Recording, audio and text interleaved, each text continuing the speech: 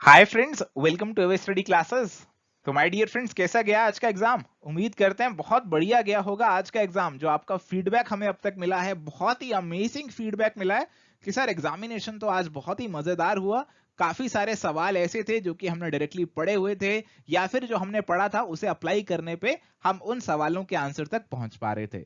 हालांकि कई स्टूडेंट्स से हमें जानने को मिला कि वो अपना सिलेबस पूरा नहीं कर पाए, कई टॉपिक्स उन्होंने छोड़ दिए और इसकी वजह से उनके कुछ सवाल जो थे गलत हो गए। तो माय डियर फ्रेंड्स, यहाँ पे आपके लिए लेकर आए हैं यूजीसी नेट मैनेजमेंट सितंबर 2020 एग्जाम का एनालिसिस।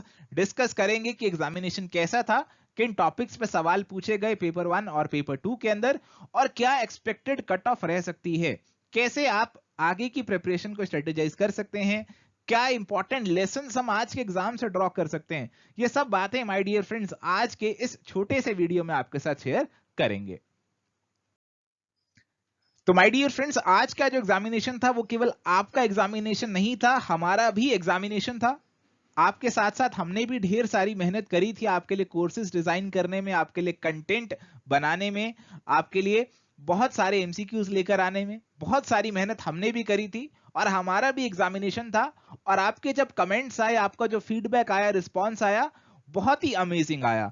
हमें लगा कि हमने जो मेहनत करी थी आपके लिए वो कहीं ना कहीं सक्सेसफुल रही है। तो जैसे कि हमें कुछ कमेंट्स आए कि आपके कंटेंट से काफी सवाल देखने को मिले, और बताया गया कि मुझे एग्जामिनेशन इजी लगा आपके कंटेंट के करके, आपके मटेरियल से डायरेक्ट क्वेश्चन देखने को मिले। तो ये सब जब कमेंट आते हैं ना, तो माय डियर फ्रेंड्स हमारे चेहरे पे खुशी आ जाती है कि हमने जो आपके लिए मेहनत करी, आपके साथ हमने भी जो मेहनत करी वो कहीं ना कहीं सक्सेसफुल रही। जो मेहनत आपके साथ की थी वो कहीं ना कहीं डेफिनेटली फ्रूटफुल रही। और माय डियर फ्रेंड्स, आपको भरोसा दिलाते हैं कि ऐसे ही आपके लिए मेहनत करते रहेंगे, आपके साथ मेहनत करते रहेंगे, और आप हमारे कोर्सेज के साथ बेझिझक जुड़ सकते हैं। आपको डेफिनेटली प्रीमियम कंटेंट हम अवेलेबल करवाएंगे। तो ये माय डियर फ्रेंड्स कुछ आपके रिस्पॉन्सेज, कुछ आपके फीडबैक। हालांकि काफी सारे मैसेजेस थे, काफी सारे रिस्पॉन्सेज थे, और उनको पढ़ने में बहुत टाइम भी हमारा लगा, और कुछ रिस्पॉन्सेज यहाँ पे हमने आपके साथ शेयर किए। तो माय डियर फ्रेंड्स, अगर बात करें overall impression of the examination की, तो ये इंप्रेशन हमें आपके फीडबैक से ही पता चला।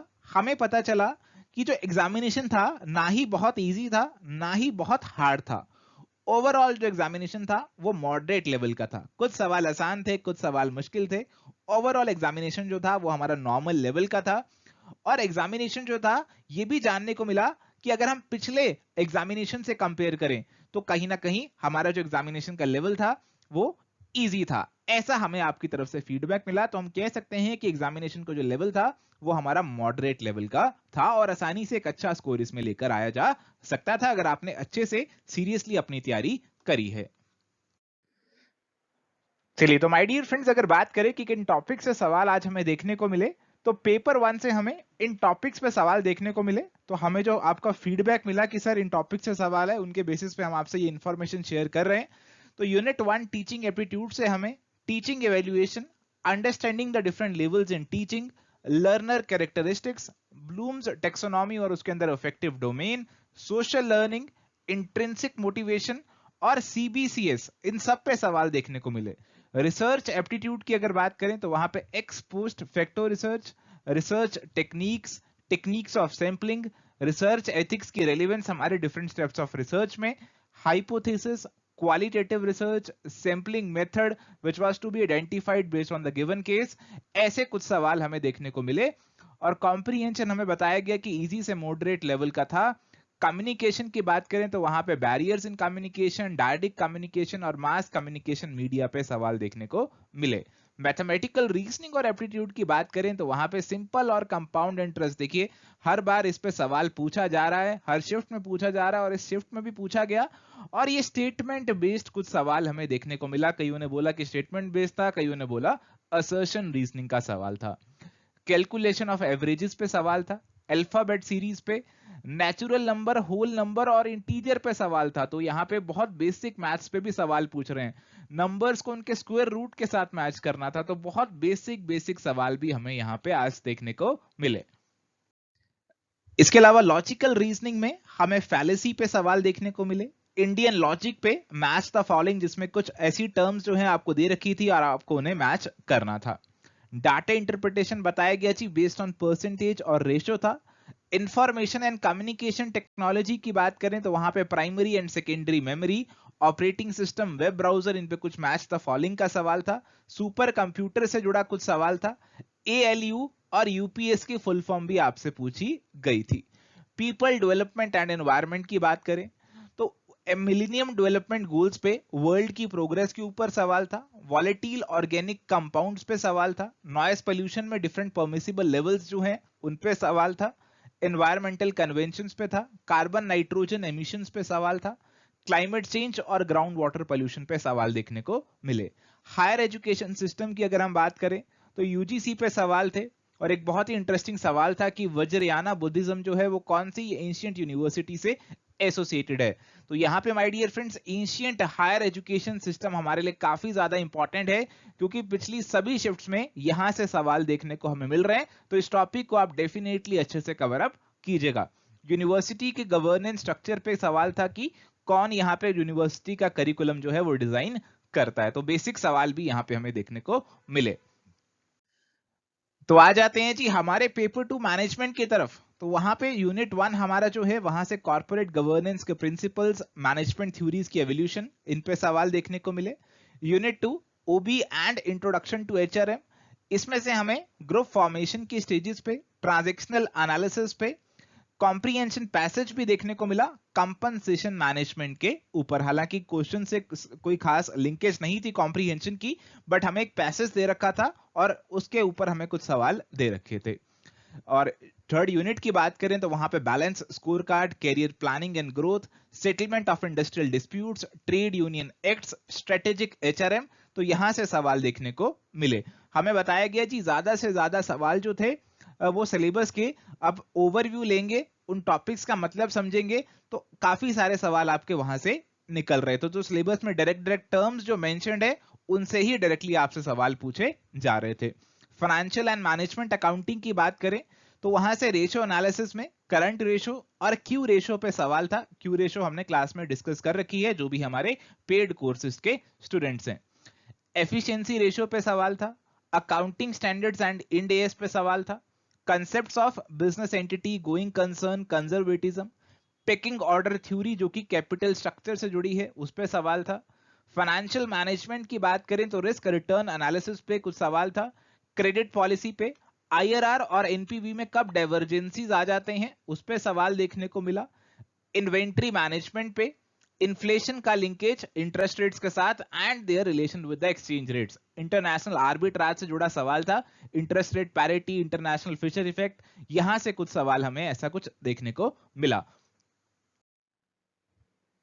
इसके अलावा स्ट्रेटेजिक मैनेजमेंट से पोर्टर की जेनरिक स्ट्रेटेजीज पे, retrenchment strategy, disruptive innovation, Ansoff matrix पे सवाल थे।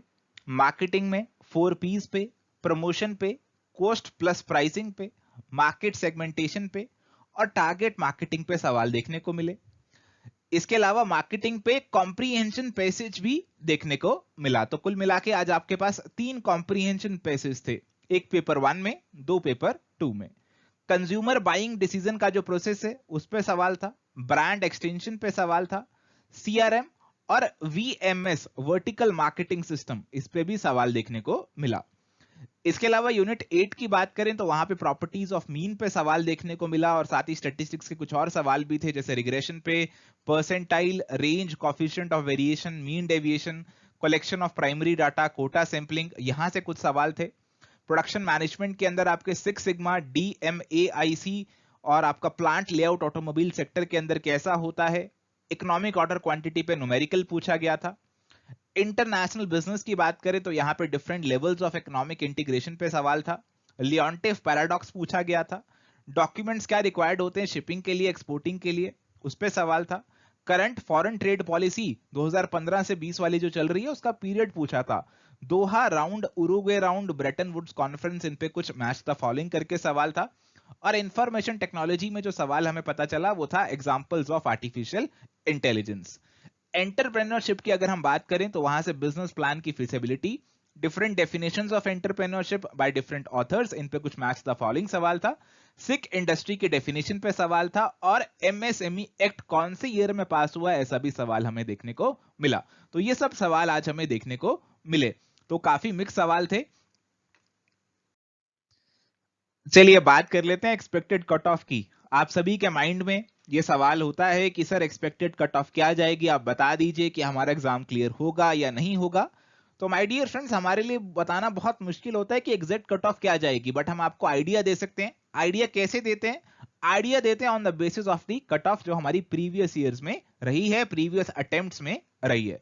तो अगर हम बात करें दिसंबर 2019 एग्जामिनेशन की, तो वहां पे जेआरएफ की कट ऑफ कुछ कम रही थी, 61.33% रही थी, और नेट या फिर असिस्टेंट प्रोफेसर की 54% रही थी।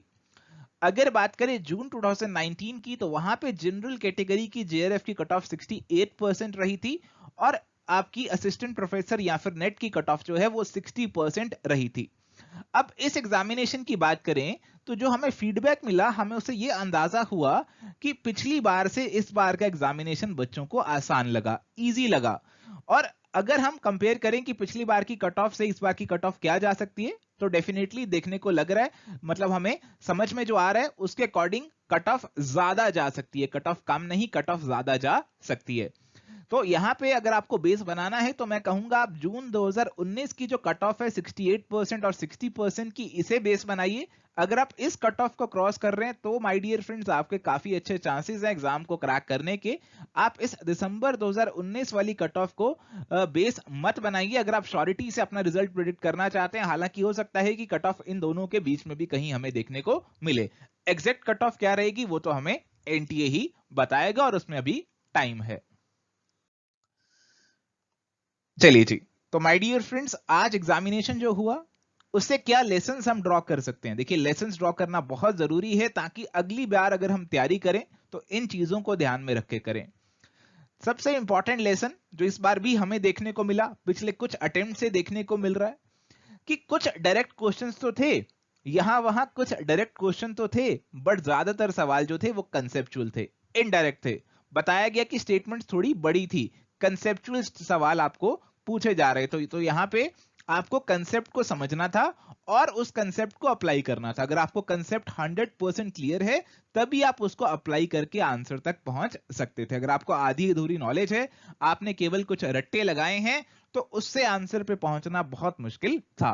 तो जो भी आप चीज पढ़ें, चाहे पूरा सिलेबस ना करें, 80% ही करें, बट जो भी आप 80% करें उसे बहुत अच्छे से करें, कंसेप्चुअली समझें, एनालिटिकली समझें, और उसके काफी सारे सवालों की प्रैक्टिस भी करें। करंट अवेयरनेस भी बहुत जरूरी है। आप जो भी पढ़ रहे हैं उसे अपनी रोजमर्रा की जिंदगी से जोड़ने की कोशिश कीजिए। आप मार्केट में सामान लेने जाते हैं, आप बिग बाजार गए, आप कोई शॉपिंग मॉल गए, वहां पे सामान लेने गए, तो वहां पे चीजों को देखो, समझो, एनालाइज करो कि कैसे यहाँ पे मार्केटिंग जो है आपको प्रैक्टिकली अप्लाई होती हुई दिख रही है। तो चीजें जो आप पढ़ रहे हो उसे प्रैक्टिकली भी अपनी लाइफ से लिंक करो, आपको डेफिनेटली बेनिफिट होगा आपके एग्जामिनेशन में। प्रीवियस ईयर्स हमेशा से इंपॉर्टेंट रहे हैं और मैं कहूंगा आगे भी इंपॉर्टेंट ही रहेंगे। कुछ क्वेश्चंस आपके प्रीवियस ईयर से आसानी से लिंक कर सकते थे कि इन लाइंस पे प्रीवियस ईयर में भी सवाल आया और इन लाइंस पे इस बार भी सवाल आया। तो प्रीवियस ईयर आपको 100% करने या प्रीवियस ईयर आपको छोड़ के नहीं जाने। ऐसा कहना गलत होगा कि प्रीवियस ईयर से सवाल नहीं आते, जो पूछ लिया वो दोबारा नहीं पूछते, ऐसा कहना गलत होगा। दोबारा चीजें पूछ ली जाती हैं डायरेक्टली और इनडायरेक्टली भी, तो प्रीवियस ईयर आपको डेफिनेटली सॉल्व करने हैं। मॉक टेस्ट मैं कहूंगा बहुत ज्यादा जरूरी हो चुके हैं आज की डेट में। प्रैक्टिस करना बहुत जरूरी है। आप सभी जानते हैं practice makes the man perfect, और आज भी यही देखने को मिला कि जिन बच्चों की प्रैक्टिस अच्छी थी वो कहीं ना कहीं इस एग्जामिनेशन को टाइमली कंप्लीट कर पा रहे थे। जिन्होंने हमारे मॉक्स को सीरियसली अटेम्प्ट किया था, उन्होंने टाइम मैनेजमेंट पे इंफेसिस दिया था, वो कहीं ना कहीं एग्जाम को अटेम्प्ट कर पा रहे थे, क्योंकि एग्जामिनेशन जो था ये लेंथी था।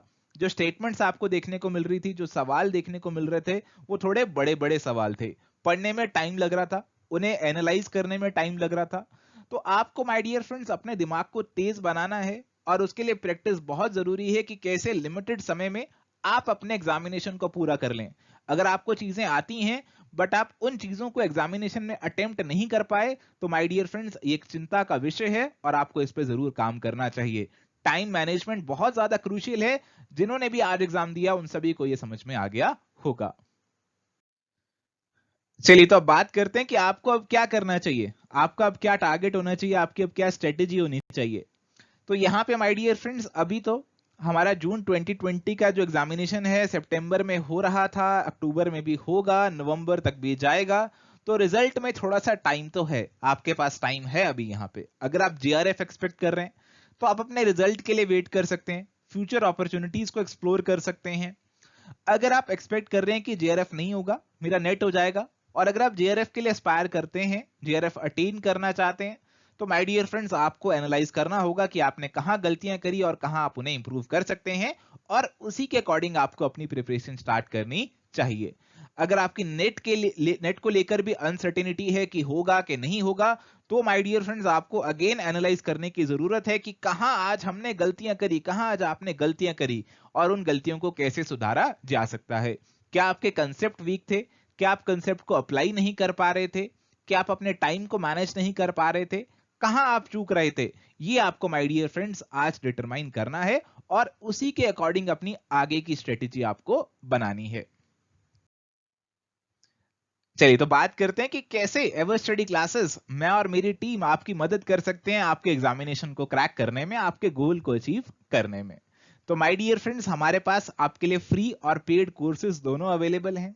फ्री कोर्सेज की बात करें तो free unit snapshot notes with MCQ available हैं पेपर 2 के। आपको सभी यूनिट्स का ओवरव्यू मिल जाएगा, आपको पता लग जाएगा कि क्या चीजें आपको इन यूनिट्स में पढ़नी है, फिर आप उन्हें डिटेल में पढ़ सकते हैं। और साथ ही ढेर सारा फ्री कंटेंट यूट्यूब चैनल पे अपलोडेड है, ढेर सारे लेक्चर्स हम लेते रहते हैं, लाइव सेशंस लेते रहते हैं, तो आप डेफिनेटली उनको भी रेफर यहाँ पे कर सकते हैं। इसके अलावा हमारे पेड कोर्सेज भी हैं, जैसे एक बहुत ही इंपॉर्टेंट कोर्स है subject wise previous year paper along with explanation. बहुत ही नॉमिनल प्राइस का कोर्स है, और यहाँ पे आपको ढेर सारी प्रैक्टिस के लिए प्रीवियस ईयर क्वेश्चंस मिलते हैं। आप प्रीवियस ईयर क्वेश्चन से अगर प्रैक्टिस करना चाहते हैं या आप अपनी प्रिपरेशन को स्टार्ट करना चाहते हैं प्रीवियस ईयर क्वेश्चंस को देखकर, तो माय डियर फ्रेंड्स आप इस कोर्स को ले सकते हैं। यहाँ पे आपको सॉर्टेड प्रीवियस ईयर मिलेंगे, सब्जेक्ट वाइज प्रीवियस ईयर मिलेंगे, along with their detailed explanation in textual format. इसके अलावा आपकी प्रैक्टिस के लिए टेस्ट सीरीज हमने लॉन्च की है, और अगली बार के लिए इसको रीवैम्प करके एक नई टेस्ट सीरीज भी आपके लिए लेकर आएंगे। कुछ समय है उसे लॉन्च करने में, तो फिलहाल इसके आगे हमने कमिंग सून लिखा है। और इसके अलावा वीडियो कोर्सेज आपके लिए हमारे पास अवेलेबल हैं, और इन वीडियो कोर्सेज का भी आप बेनिफिट ले सकते हैं। देखिए जो वीडियो कोर्सेज हमने पिछले एग्जाम के लिए लॉन्च किए थे वो तो अवेलेबल हैं हमारी वेबसाइट पे, बट इस एग्जामिनेशन के एनालिसिस के बेसिस पे हम नए वीडियो कोर्सेज भी बहुत ही जल्द लॉन्च करेंगे। हमारा टारगेट है अक्टूबर लास्ट वीक में, अक्टूबर एंड तक आपके लिए नए वीडियो कोर्सेज भी लॉन्च करें। देखिए अब हमें लग रहा है कि दिसंबर के अंदर तो एग्जामिनेशन नहीं होने वाला, ये एग्जामिनेशन ही कंप्लीट नवंबर में हो रहा है, दिसंबर तक आपका सब रिजल्ट वगैरह आएगा, और दिसंबर का जो एग्जामिनेशन है अब ऑलमोस्ट कैंसिल ही लग रहा है। अब एग्जामिनेशन होगा तो मुझे लगता है या तो दिसंबर वाला अटेम्प्ट पूरी तरह से स्किप कर देंगे, या फिर ये हो सकता है कि आपका एग्जामिनेशन कहीं फरवरी मार्च अप्रैल में जाकर हो। तो अभी हमारे पास टाइम रहेगा, और उस टाइम को कंसीडर करते हुए आपके लिए नए प्रीमियम वीडियो कोर्सेज लेकर आएंगे, जिसमें और ज्यादा अच्छे से चीजों को कवर करेंगे, डिस्कस करेंगे। इनकी डिटेल्स आपके साथ जब फाइनलाइज हो जाएंगी तब आपके साथ डिस्कस करेंगे। आप थोड़ा सा वेट कीजिए, हमारा जो कॉमर्स का एग्जाम है 17th को है, उसके बाद हम अपने नए कोर्सेज को अनाउंस करेंगे। तो my dear friends thank you for watching this video. अगर आपको ये वीडियो पसंद आया तो इसे लाइक कीजिए, अपने फ्रेंड्स के साथ शेयर कीजिए, हमारे चैनल पे नए हैं तो सब्सक्राइब कीजिए। आपकी कोई क्वेरी है तो मेल कर सकते हैं, व्हाट्सएप या फिर कॉल कर सकते हैं, फेसबुक और टेलीग्राम पे हमारे साथ रेगुलर अपडेट्स के लिए जुड़ सकते हैं। हमारी वेबसाइट से हमारे कोर्सेज एक्सेस कर सकते हैं, आप हमारी फ्री लर्निंग ऐप भी गूगल प्ले स्टोर से डाउनलोड कर सकते हैं। तो माय डियर फ्रेंड्स ये था आज का डिस्कशन, मिलेंगे नेक्स्ट लेक्चर में एक नए टॉपिक के साथ, तब तक के लिए bye bye, take care, all the best.